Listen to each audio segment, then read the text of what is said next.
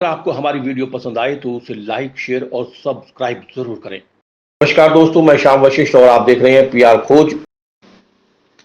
BJP के शासन काल में महिला हित में सबसे ज्यादा काम हुए। विरोधी पार्टियों के पास कोई मुद्दा नहीं। 2024 के एक बार फिर बीजेपी सत्ता में आएगी। पूर्व मंत्री कविता जैन ने सोनीपत में प्रेस वार्ता को संबोधित किया। इस दौरान उन्होंने सोनीपत महिला मोर्चा की गठित टीम की घोषणा की। वहीं दावा किया कि 2024 में भारतीय जनता पार्टी तीसरी बार सत्ता में आएगी, क्योंकि आज विरोधी पार्टियों के पास कोई मुद्दा नहीं है। बीजेपी ने भ्रष्टाचार को खत्म कर जन कल्याणकारी नीतियां चलाई हैं। हरियाणा की पूर्व कैबिनेट मंत्री कविता जैन ने सोनीपत में संगठन में विस्तार करते हुए सोनीपत महिला मोर्चा के नवगठित टीम की घोषणा की। इस दौरान पत्रकारों को संबोधित करते हुए पूर्व मंत्री ने कहा कि आज देश और प्रदेश में बीजेपी के शासन काल में महिला हित में सबसे ज्यादा काम हुए हैं। चाहे उज्ज्वला योजना की बात हो, बेटी बचाओ बेटी पढ़ाओ अभियान की बात हो, कन्या विवाह शगुन योजना सहित ऐसी विभिन्न योजनाएं हैं जिनका लाभ आज देश भर में महिलाओं को हो रहा है। उन्होंने कहा कि प्रधानमंत्री नरेंद्र मोदी के प्रयास से आज महिलाओं को रसोई घर चलाने के लिए मुफ्त सिलेंडर दिए गए। वहीं लगातार महिला हित में हमारी सरकार काम कर रही है। पूर्व मंत्री कविता जैन ने कांग्रेस पर भी निशाना साधते हुए कहा कि कांग्रेस के विधायक या पदाधिकारी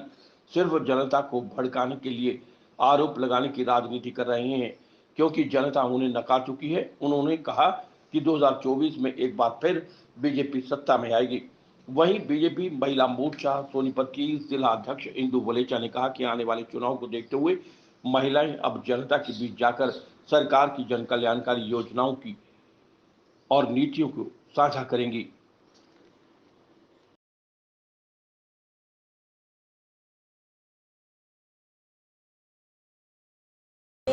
हमारी सरकार ने काम किया है और उसका असर भी आज चारों तरफ देखने को मिल रहा है। जनता पार्टी एक संगठन आधारित पार्टी है और चाहे कोई भी समय हो, भारतीय जनता पार्टी हमेशा चुनाव के लिए तैयार रहती है। और क्योंकि अब तो काउंटडाउन भी शुरू हो चुका है, 10वां वर्ष प्रारंभ हो चुका है, तो निश्चित रूप से अब महिला मोर्चा बिल्कुल पूरी तरह से अलर्ट है और घर घर में जाकर, चाहे वो लाभार्थी योजना के माध्यम से, चाहे वो संपर्क के माध्यम से, वो घर घर तक जाकर भारतीय जनता पार्टी की नीतियों का रीतियों का प्रचार प्रसार करेंगी, ताकि तुरंत बहुमत से 2024 में पुनः तीसरी बार नरेंद्र मोदी जी को प्रधानमंत्री बनाया जा सके। देखिए, वैसे तो ये जो संगठनात्मक विषय है ये हमारे केंद्र का विषय है, लेकिन अभी तक जिस तरह से जो चीज़ें सामने आई हैं, अभी हमारा जो गठबंधन है वो चुनाव के बाद सरकार चलाने का है और निश्चित रूप से हर कोई संगठन में अपने आप को मजबूत करना चाहता है। पिछला चुनाव भारतीय जनता पार्टी की टिकट से वहाँ से प्रेमलता जी ने लड़ा था और पहले वो विधायक भी थी और भारतीय जनता पार्टी की टिकट से ही उन्होंने चुनाव लड़ा था और वहाँ से वर्तमान में दुष्यंत चौटाला जी विधायक हैं। तो डेफिनेटली दोनों पार्टियाँ अपना अपना संगठन मजबूत करना चाहेंगी, तो कोई भी कहीं पर गलत नहीं वर्तमान में। उन सब की भी लिमिट बढ़ाकर, जहाँ पूरे देश में 1 लाख रुपये है, हरियाणा के अंदर वो 1,80,000 रुपये है। इसी तरह से जो पेंशन की लिमिट भी है वो 3 लाख रुपए की आय तक की पेंशन की लिमिट है और अनेकों ऐसी योजनाएं महिलाओं के लिए, तो मैं खासतौर से कहूँगी तकरीबन 5 लाख के करीब जो महिलाएं हैं वो सेल्फ हेल्प ग्रुप से आज हरियाणा के अंदर जुड़ी हुई हैं। तो मैं नहीं समझती कि विपक्ष का काम तो निश्चित रूप से बरगलाने का काम है और जनता लेकिन अब समझदार है, जनता समझ चुकी है विपक्ष की राजनीति को और जनता इनके झांसे में नहीं है। वो प्रदेश सरकार को पिछले 9 वर्षों से लगातार हमारी जितनी भी योजनाएं हैं उनका केंद्र बिंदु और आधार बिंदु महिला है और हर क्षेत्र में महिलाओं के लिए हमारी सरकार ने काम किया है और ये महिला मोर्चा जो पूरा तरह से सक्षम है, हमारी जितनी भी लाभार्थी योजनाएं हैं घर घर तक, बहनों तक पहुंचाने का काम करेगा, ताकि महिलाएं, क्योंकि आज आप देख सकते हैं चाहे आप किसी भी प्रदेश के अंदर चले जाओ, हमारी जो बहनें हैं, क्योंकि जिस तरह से मोदी जी ने, चाहे वो उज्ज्वला योजना हो,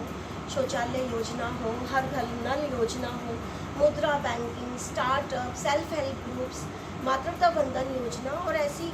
सबसे बड़ी आपकी बेटी हमारी बेटी योजना, बेटी बचाओ बेटी पढ़ाओ योजना, और मैं समझती हूँ महिलाओं का जो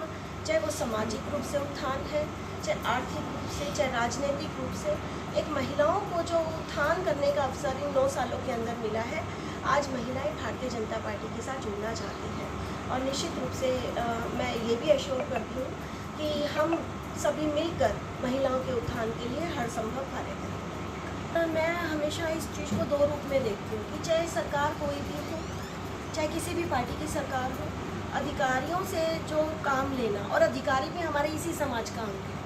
तो मैं समझती हूँ कि वर्तमान में हमारे जब सोनीपत की बात करें तो सोनीपत का जो मेयर है, चाहे वो मेयर है, चाहे सीनियर डिप्टी मेयर है, चाहे वो उसके बाद वाला डिप्टी मेयर है, वो सब पे कांग्रेस का कब्जा है। और अर्बन लोकल बॉडी के अंदर ये एक इंडिपेंडेंट सरकार होती है। ये सब झूठ के दिखावे ये लोग कर रहे हैं, और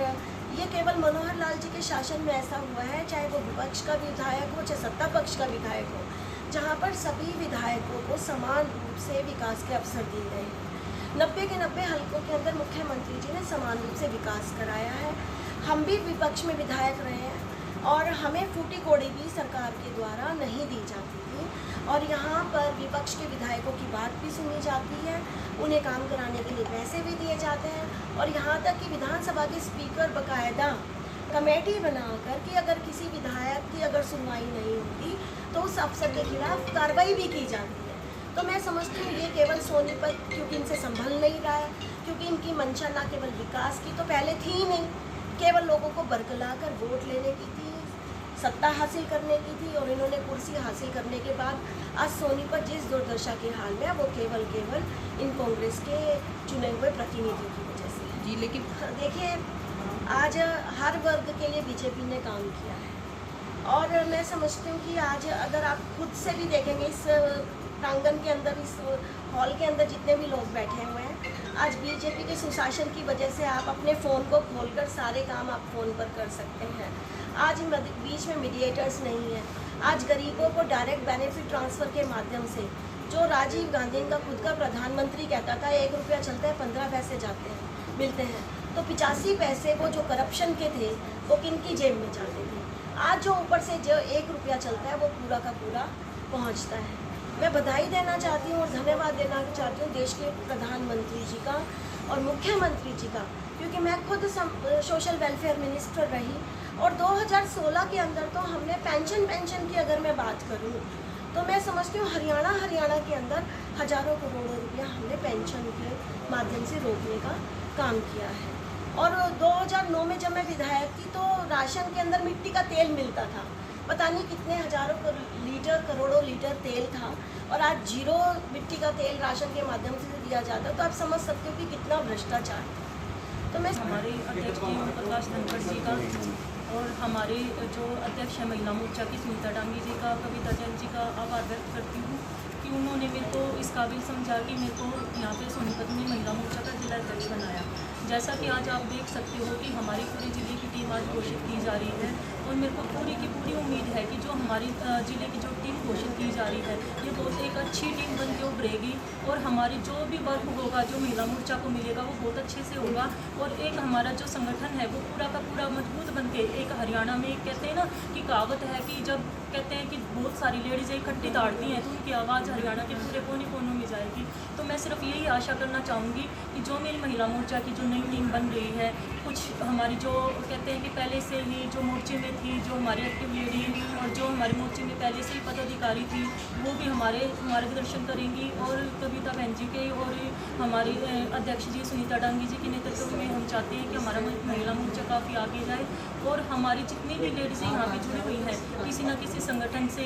या लोगों के बीच में बहुत पुराने टाइम से रही हैं, तो हमें ये अपने ऊपर गर्व है सारी महिलाओं को कि हमें एक कहते हैं कि महिला मोर्चा पूरा का पूरा एक संगठन जो बना है वो बहुत अच्छा बना है, और आगे हमारा जो कार्य होगा वो आप देख सकते हो कि बहुत अच्छे स्कीम में जाएगा। PR खोज के लिए रणबीर ओझा के साथ श्याम वशिष्ठ।